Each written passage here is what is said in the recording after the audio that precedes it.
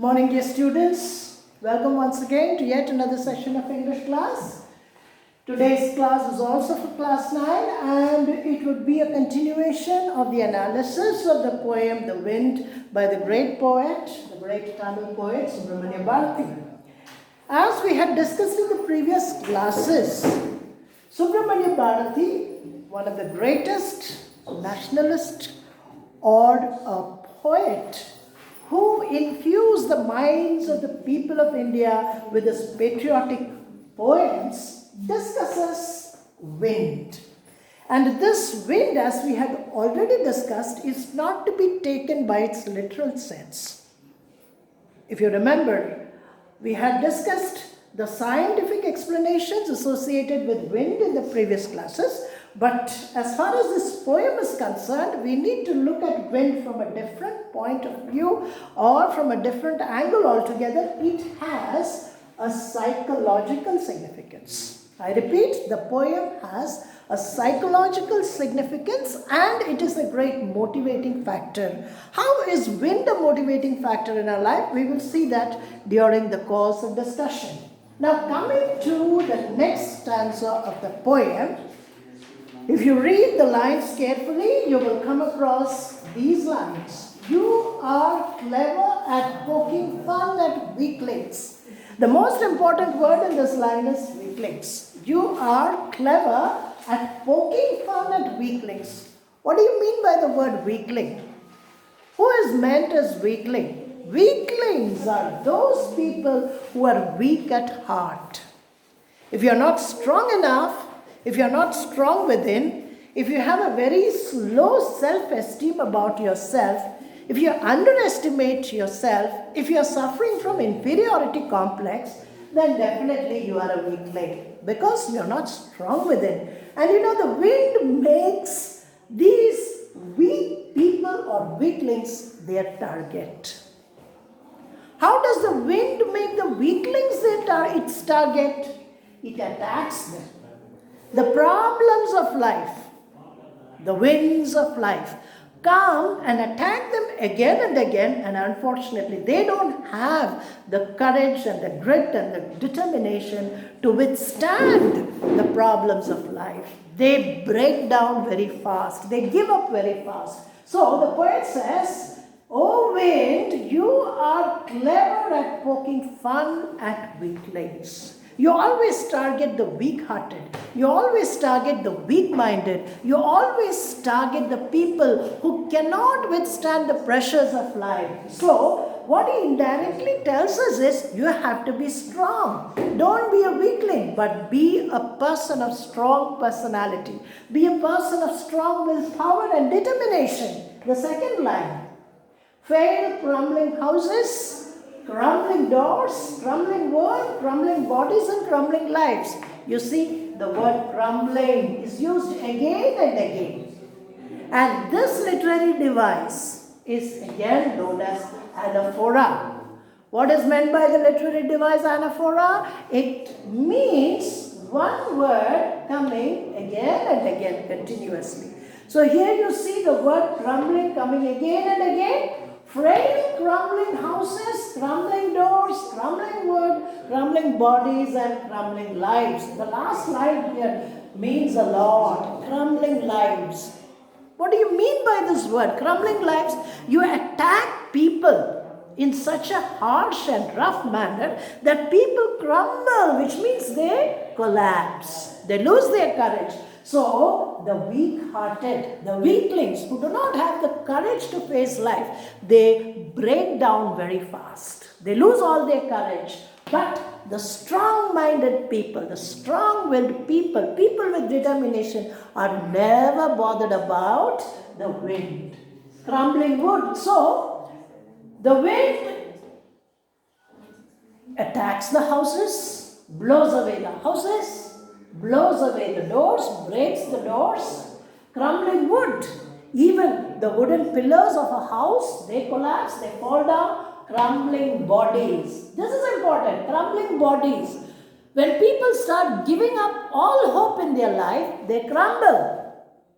When people start losing hope, when they start losing their confidence, when they feel that there is nothing to achieve in life, when they feel that they have come to the end of the road, it's all finished with them, then their bodies crumble. It is not the literal crumbling of the body, but the crumbling of the spirit.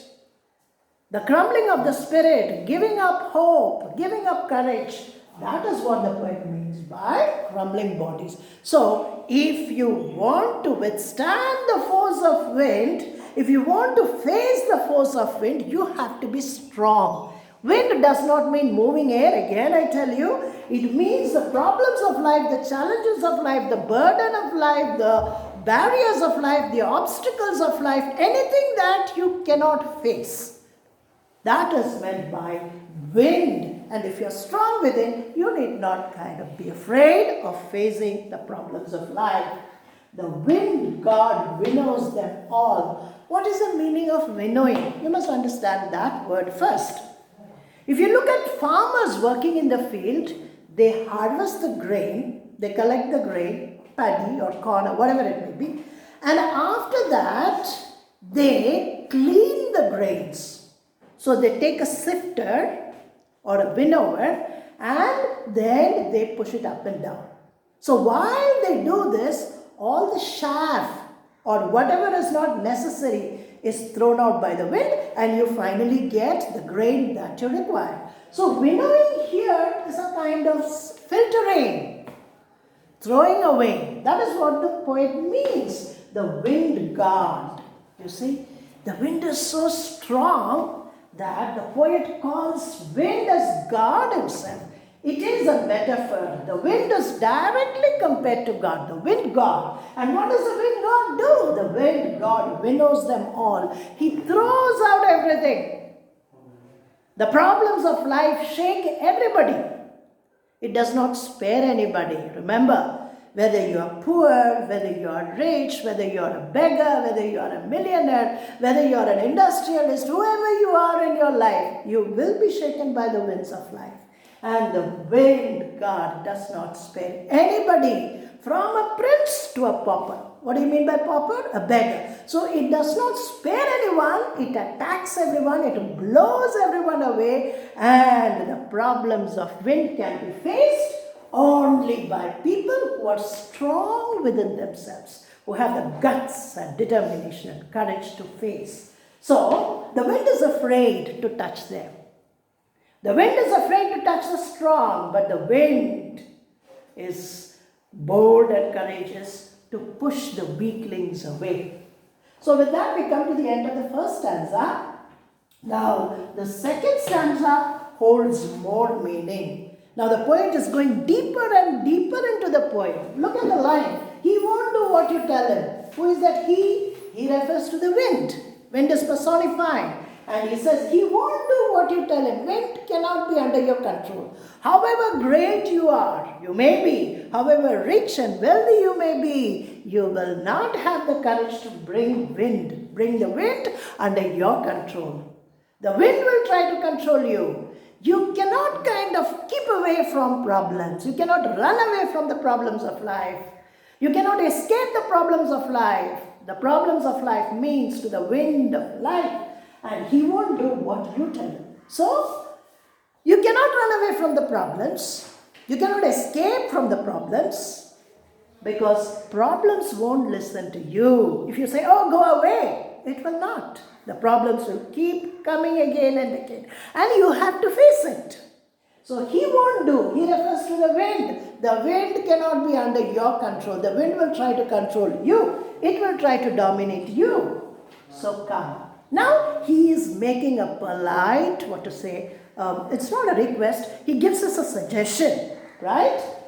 So the poet says, so come. Let us build strong houses. So how can you withstand the pressure of wind? How can you face the force of wind? It is only by building a strong house, because the weak houses are uprooted. They are blown away. So if you are strong within, the wind cannot touch you. The problems of life cannot touch you. So come, let's build strong houses. The word strong houses does not refer to just houses made of wood and brick and cement, but it refers to the human body, the human mind. So make your mind strong. Make your house strong, in the sense, the house of your mind. Your inner house. Every one of us has an inner house. So if your inner house is strong, the winds of life, the problems of life, the storms of life cannot touch you. That is what the poet says. So come on, make yourself strong. Build a strong mind. Build a strong soul. Fill it with determination. Fill it with hope. Fill it with courage. So if you have these qualities within you, obviously the house of your soul or the house of your mind will definitely be strong. And then coming to the next line, let's joint the door firmly. Every door has a joint. You joint the door with nails and nuts and bolts. So the poet says, make yourself strong. Prepare yourself to face the force of wind. And how do you prepare? By infusing confidence in yourself. Fill your heart with hope. Fill your heart with courage. Fill your heart with determination. That is how you make the doors of your house strong. Let us join the door firmly. Practice to firm the body. This is the most important line of the poem, if you ask me. And what does the poet mean by this? Let's practice to firm the body. Body doesn't mean just the physical body. The soul and the mind that we possess. You see, the soul and the mind is more precious than the body. If the soul becomes weak, then you lose everything in your life. If the soul becomes strong, however weak you are physically, you can face the problems of life. So that is what the poet says. Let's join the door firmly. Let us make ourselves strong by gathering courage, confidence, and the spirit to live. Practice to firm the body. Make the body strong. And make the heart steadfast. Now, we are reaching the climax of the poem. Okay? Make the heart steadfast. What is the meaning of steadfast? Strong. Heart. If a man's heart is strong, he can face any blessed problem in his life. However serious, however threatening, however disastrous a problem may be, he can face it without fear if his heart is strong. Steadfast means strong. So if problems come, you need to be prepared. You need to prepare your heart. You need to have a strong heart, and you need not collapse. You need not lose courage. Make the heart strong. So, if your heart is strong, your life becomes a smooth sailing. See, these days we are living in difficult times. The entire world is passing through a crucial period. All of us are being affected by novel coronavirus. So this is a trying situation for all of us. And many have lost their confidence, you see. Many have lost hope to live, and many have committed suicide.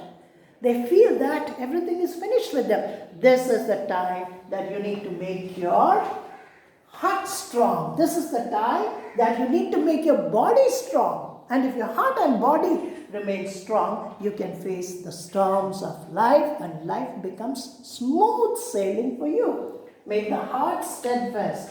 Do this and the wind will be friend with us. You see, wind should be a friend. Befriend the wind. Make the problems of life your friend. If you make the problems your friend, you can solve them and pass through the difficult road of life. The journey of life becomes smooth. How does it become smooth? If you learn to handle your problems in the proper way with courage. If you're not afraid of the problem, if your heart is strong, if your soul is strong, you're not bothered about any kind of problem. You can easily breeze through life. That is what the poet says here. Do this and the wind will be your friend. If the wind is your friend, you can solve the problems of life easily. Then finally, we come to the last stanza. Wind blows the weak fires out. So if the fire is not strong enough, if it is a very weak fire, it is blown out. When a strong wind blows, the fire is gone. It is finished. So if you do not have the fire, and the confidence and courage within yourself, if it is not strong enough, then the winds of life will finish you off. It's all over with you. Strong fires flow and flourish. If the fire is strong, then the wind will not touch that fire. So it makes the strong fires blow stronger or burn stronger. So if you are weak, the wind will finish you. If you are strong, the wind will help you to flourish. Go ahead, surge ahead in life. Friendship is good. We praise Him every day. The last line is very, very important. The most important line I would say of this poem is the last one. Friendship is good. What kind of friendship? Make the wind your friend. Make the problems your friend. Don't look at the problems as your enemies. You will die. But if you learn to handle the problems by making the problems your friend, then it is good, and we praise Him every day. The poet says we should praise the wind. Why does he say? In the beginning he says, oh, you are destroying everything. You are destroying people's lives. You are destroying the houses. But then finally he ends up with a note to praise the wind. We praise Him every day. Why? Because the wind motivates us. It is a great motivator. It teaches us several lessons in life. It gives us inspiration. It gives us problems and it tests us. So problems are required in life.